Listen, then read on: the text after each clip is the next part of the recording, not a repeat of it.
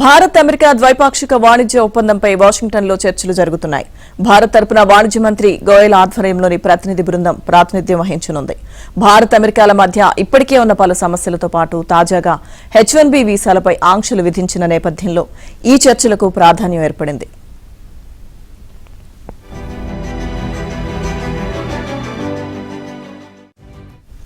ఇరు దేశాల మధ్య చర్చలు సజావుగా సాగుతున్నాయని గోయల్ అభిప్రాయపడ్డారు. సానుకూల ఫలితాలు రావాలని ఇరు దేశాలు ఆకాంక్షిస్తున్నాయని చెప్పారు. సంప్రదింపులు కొనసాగుతున్నాయన్నారు.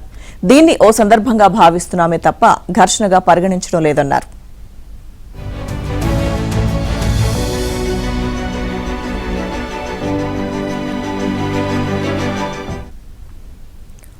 H1B వీసాలకు $1,00,000 రుసుమును విధిస్తూ డొనాల్డ్ ట్రంప్ సంచలన నిర్ణయం తీసుకోగా ప్రపంచవ్యాప్తంగా ఉద్యోగార్థులు తీవ్ర ఆందోళన చెందుతున్నారు. ముఖ్యంగా భారతీయ ఐటీ నిపుణులపై ఈ నిబంధన తీవ్ర ప్రభావం చూపనుంది. ఈ క్రమంలో $1,00,000 రుసుముపై శ్వేతసౌధం వివరణ ఇచ్చింది. H1B వీసాపై విధించిన $1,00,000 రుసుము వార్షిక రుసుము కాదని స్పష్టం చేసింది. దరఖాస్తు చేసుకునే సమయంలో కట్టాల్సిన వన్ టైం ఫీజు మాత్రమేనని తేల్చి చెప్పింది. ప్రస్తుత వీసాదారులకు రెన్యువల్కు $1,00,000 రుసుము వర్తించదని స్పష్టం చేసింది శ్వేతసౌధం.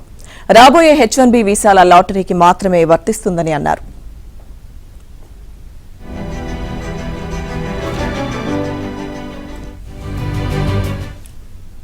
ఇప్పటికే H1B వీసా కలిగి ఉండి అమెరికా బయట ఉన్నవారు భయపడాల్సిన అవసరం లేదని, వారిపై ఎలాంటి రుసుము విధించబోమని చెప్పారు. వారంతా ఎప్పటిలాగే అమెరికా నుంచి బయటకు వెళ్లొచ్చని, తిరిగి అమెరికా రావచ్చని, కొత్త నిబంధన వారికి వర్తించదని వైట్ హౌస్ అధికారులు వివరించారు.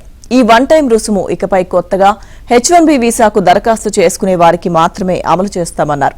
అంటే F1 స్టూడెంట్ వీసా సహా ఎలాంటి అమెరికా వీసాలు కలిగిన వారు కూడా ఈ $1,00,000 రుసుము చెల్లించాల్సిన అవసరం లేదని నిపుణులు చెబుతున్నారు.